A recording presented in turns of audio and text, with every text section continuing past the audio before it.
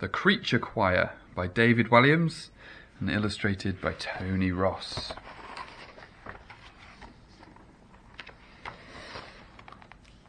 Warble was a walrus who loved to warble. She warbled on the ice, boom boom boom, and she warbled underwater, blup blup blup. She warbled all day and all night. Warble's dream was to warble all over the world, and maybe one day take part in the great big animal talent show. There was just one teeny weeny problem.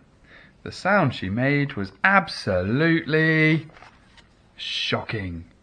Whenever Warble warbled, seals scarpered, bears bolted, and puffins pegged it.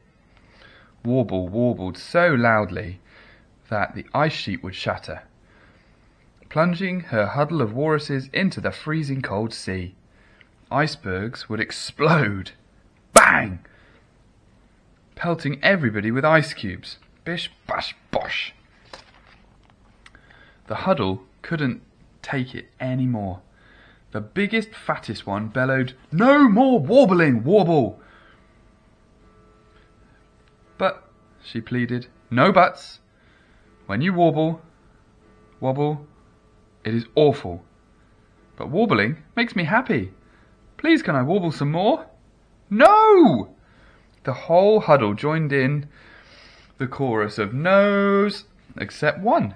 Warble's friend, the littlest walrus, stuck up for her. "But Warble loves to warble. She lives to warble. Warble must warble." "No, no, no." No warbling made Warble sad.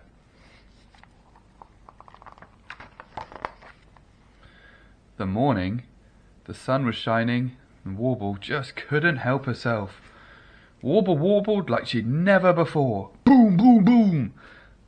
Warble warbled so loudly she caused an avalanche. Whoosh! Everybody was buried in deep, deep snow. The avalanche was the final straw. That night, while Warble was warbling in her sleep, the huddle made their escape.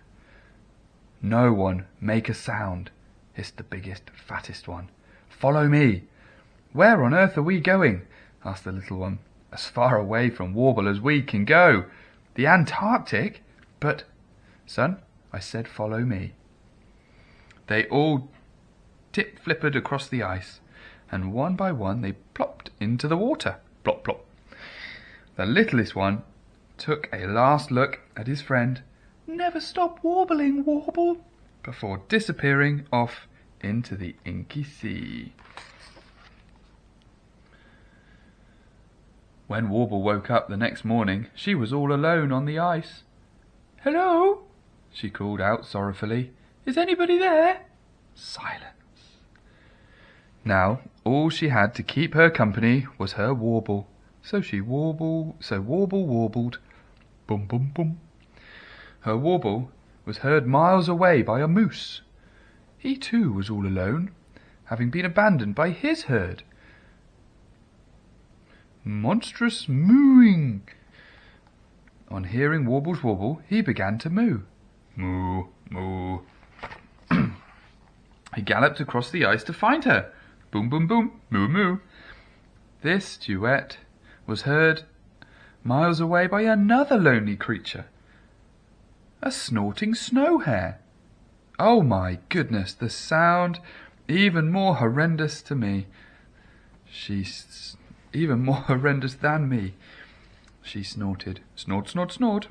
The snow hare's thunderous snorts had sent her drove of hares fleeing. She bounced towards the pair to join them. Boom, moo, snort. They sang together. They are now a trio, but not for long. Soon so many creatures joined them that it was a choir. The Creature Choir. Bark, moo, snort, boom. All animals were welcome. Warble never said no to anybody. The sound the Creature Choir made was nothing short of atrocious. Quack, honk, roar, honk, hee-haw. But their joy when they sang together was a thing of wonder. The smiles on their faces could light up all the dark. Just then, just as Warble had dreamed, her choir began performing all over the world. They sang in forests where they toppled tall trees, donk. They sang on mountain tops, triggered thunder and lightning, kaboom. They sang in deserts, starting snowstorms, whoosh. Bomp boot more, hee haw honk snort bark, quack buzz trumpet chirp. Still, the choir grew bigger, bigger, and bigger. The creature choir sang all around the world. Now, Warble thought they were ready for the great big animal talent show. This year it was happening in the Antarctic. On the day the choir arrived for the competition, all the creatures became nervous. They only sang for joy. The joy of it, not because they thought they were the best. They knew they were the worst. So they looked on with trepidation as an elephant seal sang opera, and a king penguin delighted all the animals with a selection of snow tunes. Finally, it was Creature Choir's turn. Warble calmed everyone's nerves by telling them, "Don't worry about being good or bad, just sing and be happy." They all nodded and began. Boom, roar, move, snort, hee haw honk, chirp, buzz, honk, bark, quack, trumpet. The smiles on their faces delighted everyone, even if the noise they made was dreadful. So dreadful that the choir caused a coastal wave. Whoosh, splosh. Among those clambering back, Warble spotted some familiar faces, if wet faces, her huddle of walruses.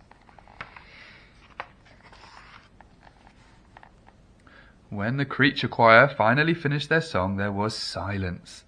Then the littlest walrus began clapping. The whole crowd went wild. Before all the walruses rose to their flippers and burst into wild applause. Flap, flap, flop. There was no question about it. The creature choir were the winners of the great big animal talent show. Hooray! "We've so missed you and your warbling, Warble," said the littlest one.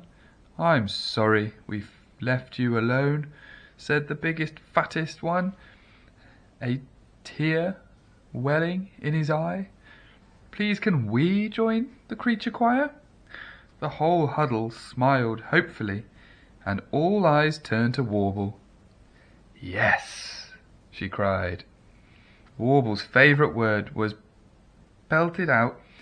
spelt out in the sky by all the creatures. All other walruses warbled worse than Warble. No matter. Boom, boom, boom, ba boom, boom, boom. All that did matter was that they were happy. The end.